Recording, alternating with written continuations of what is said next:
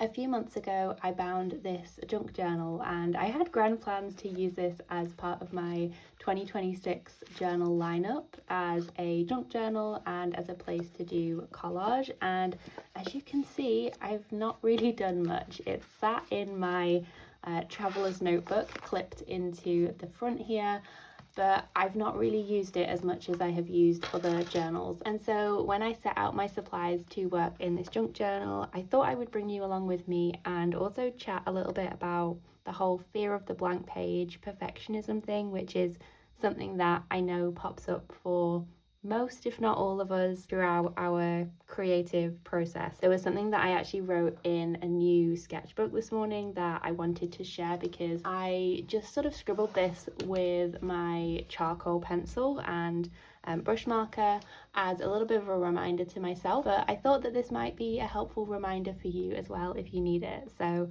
at the front of the book I wrote, "This book is for play, wild experiments, test, learn, make a mess, grow, use the supplies with reckless abandon, create art today, strive for imperfection." I just really think that that was a good reminder to myself when starting something new, and it totally applies to junk journaling as well. I bound this journal, I made the pretty pages and the cover. I even, did the bits of decoration on the front here. I did a little bit of some stitching, like I did the first page here, and then I haven't really added anything else, not knowing where to start and not knowing what direction I want this book to go into. And feels kind of silly to admit that, because if you have seen my videos before, I'm always saying, to just start and to not worry about like making something perfect or anything. But here I am with this journal in front of me that I have not worked in for a few months, and so I just thought I would show you a little bit of an honest look, I guess, at my journals and sort of a check-in as to where I'm at with them.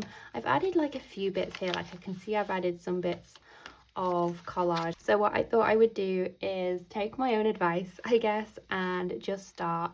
So I've grabbed a bunch of different papers, some needle and thread, my glue stick and scissors, and I just thought I would start sticking things down. One of the things I always say is to try not to overthink things too much, because I think sometimes that's when we can really get in our head about what we're doing. And most of the time when I'm putting together pages in my junk journal or as backgrounds, I don't normally have an idea in my head of what I want it to look like, so I don't come to it with a plan. But then I do sometimes feel myself, getting into that perfectionism trap, which I think is so funny, because how can I have this fear of it not looking the way I want it to look if I also have no plan? Like, you can't have both, Meg. So I'm really trying to get over that a little bit and to just start. And I am actually working on a video at the moment that's all about the lessons I've learned whilst junk journaling, and I think that's what's prompted this thought process in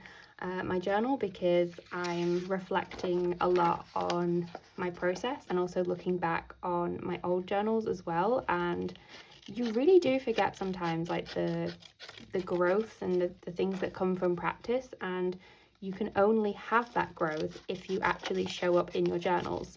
The whole thing of not being able to work on something that doesn't exist, like you can't edit something that isn't there. So if I don't put anything down on the page, then I can't work with it. I can't do something to make it right if it doesn't even exist in the first place. Or not make it right, but I just can't work with it. So if it doesn't exist, then that's no good, is it? So if I'm not even showing up to the page to create anything, then there's nothing there for me to work with. So whether, that's making something I don't like and covering it up, or making something new, you can't go from nothing. You have to create something. So I guess I've got to, at least meet myself halfway and put something down on the page that I can work with and respond to. And I think that's the thing, at least with junk journaling, we do have all of these different papers that we can work with, and I always say that this gives you something to respond to because you've got something to work with. There's no truly blank page, but it can still feel a little bit intimidating to work on these pages, and so I'm just trying to get over it, and like, you know, it's just paper. So I don't really know why I'm cutting these flowers out, to be honest with you. I've just started talking and that's what I've ended up doing. So I guess we'll see what this turns out like. But, you know, I guess that's, you know, the whole point of this is to just see what works and experiment and play and just have fun with our craft supplies, I guess. It's not that deep, you know. So let's see. I kind of wanted to cut this out because it felt a little bit overwhelming on the page, but now I feel like I've lost what this was all about, and I'm not sure I like it. Maybe we'll go with this one. I think I just liked it as a full image, actually. Should we put it on a different page? Ooh, what about in a pocket? No. Or maybe it could stick on a pocket and then something could go in it. I quite like that text that I've got on the top there, so I'm just going to pop this onto the bottom and see. It is things like this where if I hadn't picked up my papers and my glue stick and my scissors and actually started, these things would not exist. We have to show up and we have to try, and we have to give ourselves a chance, I suppose, to create something, because I know that not everything's going to be perfect, but I know it's also really hard to get over that mindset, as I've just said, because this journal has been blank for quite a few months. So yeah, I'm just gonna pop this here, and I hope this is maybe a little bit of encouragement to you if you haven't picked up your journal in a while, or you've got an abandoned craft project that you are working on. Maybe go and grab it and you can work in that today. Just add one little thing, like add a sticker, add some washi tape, a bit of paper, just move something around. Even just like pick it up and flick through the pages is sometimes all we need to get started with things. Okay, I really love how that looks. I think that's really nice as a nice pop of something.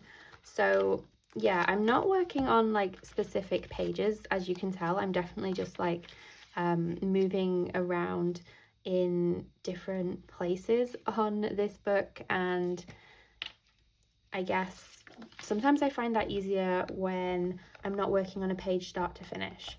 So I can just give myself permission to add a few bits here and there, and not everything has to be like super grand and polished and perfect, and I don't have to have the pressure of having a fully formed idea. I think that's what it is. Like, I can just show up and create something that I guess doesn't have any meaning other than being a little bit, you know, of like a therapeutic thing to use our papers and our craft supplies, but I don't have to commit to making something fully formed and finished. I can just come to the page with a few papers and make some marks, or add some collage, and not worry too much about what the end result is going to be, because that's something I really enjoy, is coming back to a page when I've not worked on it in a while and I've either forgotten about it altogether and so it feels more like a novelty, it feels new again,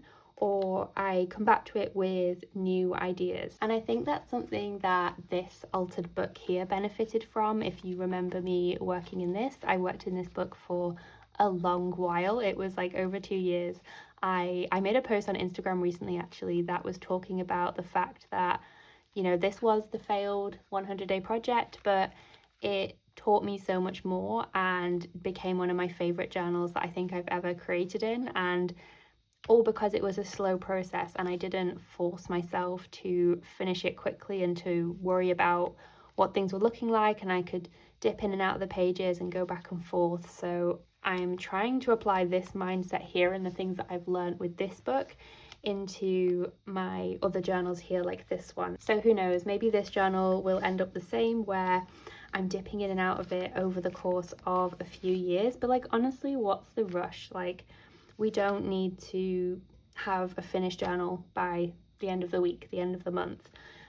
Sometimes it's more valuable, I think, just to have that slow process and not worry too much about the things that we're creating and just create them. Now I'm going to add a photo in here, and if you watch the latest Crafternoon podcast episode that I did with my friend Daisy, she has a bunch of old like ephemera and papers and things that she collects and has in her shop, but she did let me have a little bit of a look through the literal suitcases and giant boxes and things of papers. I had this little piece of text that I had cut out from a book that kind of fell out of my papers as I was sorting through them, and I thought that it would be perfect to pair with a photo like this.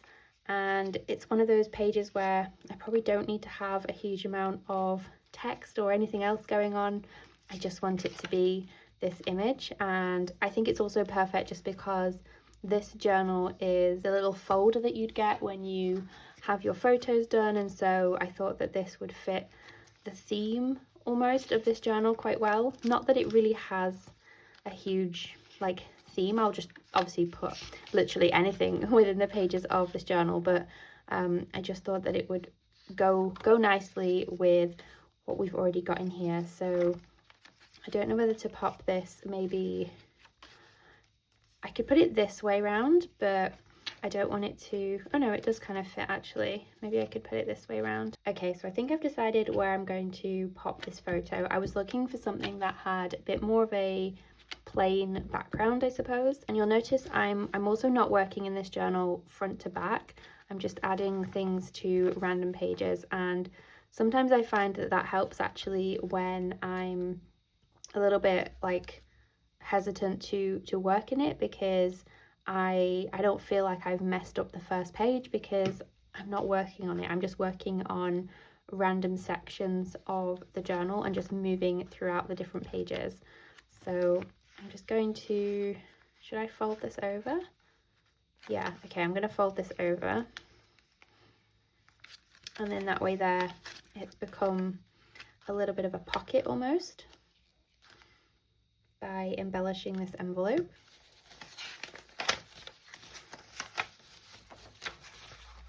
So I'm just going to add some pieces here as a bit of a background, and hopefully that will give me that little bit of inspiration to come back to these pages and start working on them, and just give me something more to respond to. And I'm really enjoying having the neutral tones and the bits of texture throughout this. So let's maybe pick something that is also this color, because I think maybe this probably needs something that's a bit more neutral on it. Maybe I could add some collage pieces to it perhaps.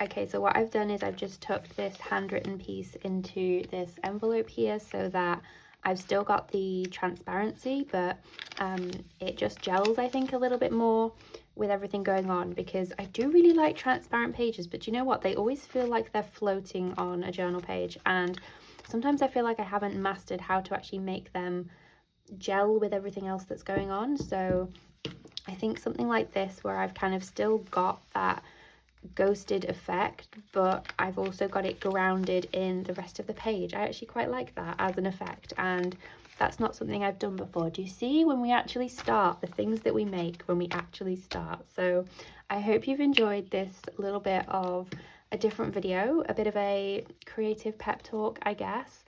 Just sticking some random pieces of papers in my junk journal and just seeing what I create, I guess. So yeah, that is, I think, where I'm going to leave it for now. You know, it doesn't always have to be loads and loads and lots of grand things. I've definitely made a lot of mess on this desk just from spending a little bit of time here working on my pages, but you can see there just adding a few little bits, and I think it's already started to get the wheel going and get things in motion, I guess. So I hope you've enjoyed joining me for this journaling session, and I will see you in the next one.